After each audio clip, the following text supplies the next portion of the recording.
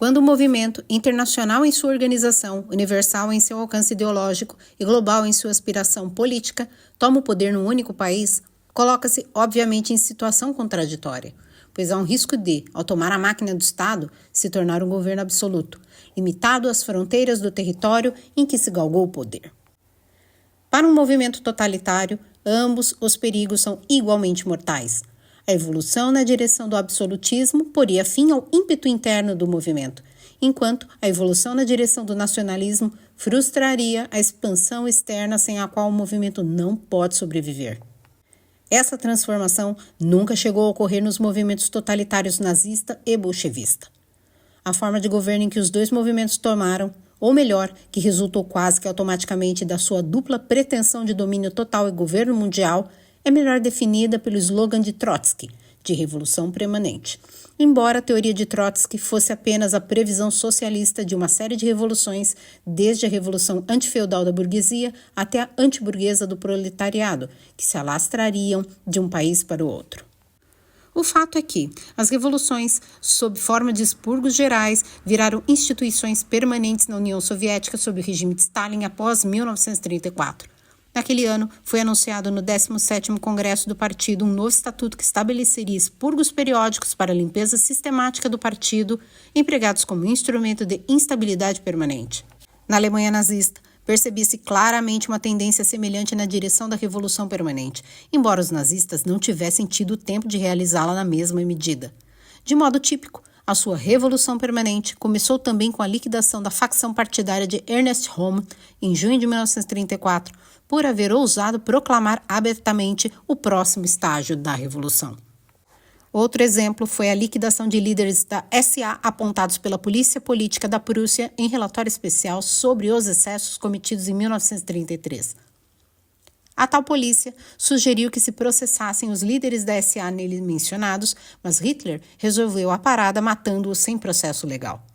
Além disso, demitiu todas as autoridades policiais que se haviam oposto à SA, tirando da frente tanto a ameaça de estabilização interna quanto a de legalidade nas ações do regime.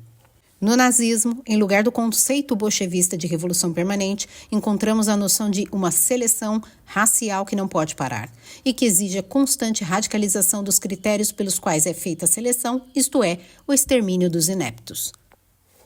A radicalização do princípio da antiga seleção racial pode ser verificada em todas as fases da política nazista.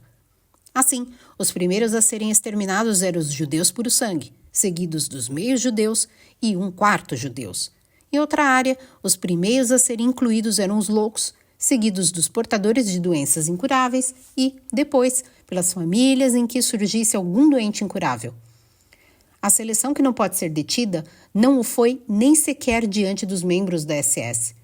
Um decreto do Führer, de 19 de maio de 1943, ordenava que todos os que tivessem ligações com estrangeiros através de laços familiares, casamento ou amizade deviam ser eliminados do Estado, do partido, da Wehrmacht e da economia.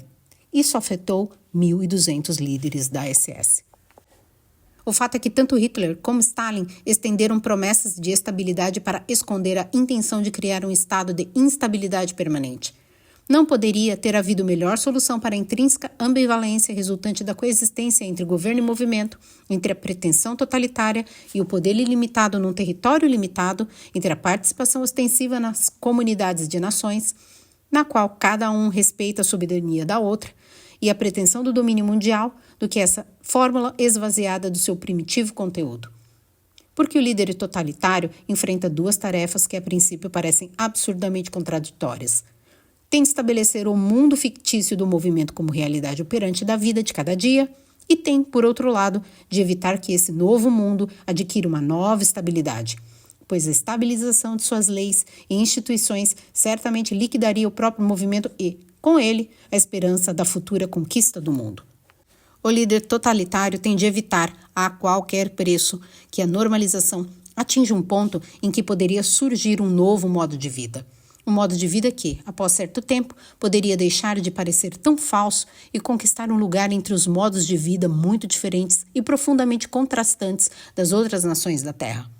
No momento em que as instituições revolucionárias se tornassem modo de vida nacional, No momento em que a alegação de Hitler de que o nazismo não é produto de exportação, ou a de Stalin de que o socialismo só pode estabelecer-se num único país, fosse algo mais do que uma tentativa de iludir um mundo não totalitário, o totalitarismo perderia a sua qualidade total e ficaria sujeito às leis das nações, segundo as quais cada um possui um território, um povo e uma tradição histórica específicos que determinam a sua relação com as outras nações. Uma pluralidade que refuta ipso fato qualquer alegação de que uma determinada forma de governo possa ser absolutamente válida. Do ponto de vista prático, a posse de todos os instrumentos de força e de violência por parte do totalitarismo no poder cria uma situação difícil e paradoxal para o movimento totalitário. O possuir poder significa o confronto direto com a realidade, e o totalitarismo no poder procura constantemente evitar esse confronto, mantendo-se o desprezo pelos fatos e impondo a rígida observância das normas do mundo fictício que criou. Já não basta que a propaganda e a organização afirmem que o impossível é possível, que o incrível é verdadeiro e que uma coerente loucura governa o mundo.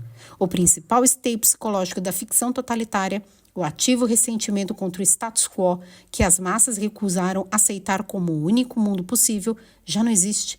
E cada fragmento de informação concreta que se infiltra através da cortina de ferro, construída para deter a sempre perigosa torrente da realidade vinda do lado não totalitário, é uma ameaça maior para o domínio totalitário do que era contra a propaganda para o movimento totalitário.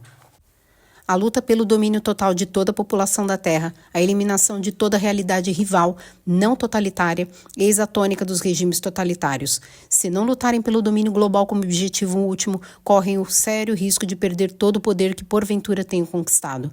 Nem mesmo um homem sozinho pode ser dominado de forma absoluta e segura, a não ser em condições de totalitarismo global.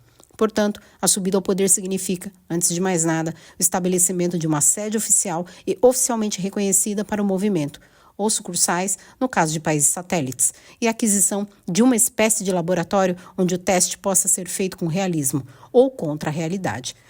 O teste de organizar um povo para objetivos finais que desprezam a individualidade e a nacionalidade. O totalitarismo no poder usa a administração do Estado para o seu objetivo a longo prazo de conquista mundial e para dirigir as subsidiárias do movimento.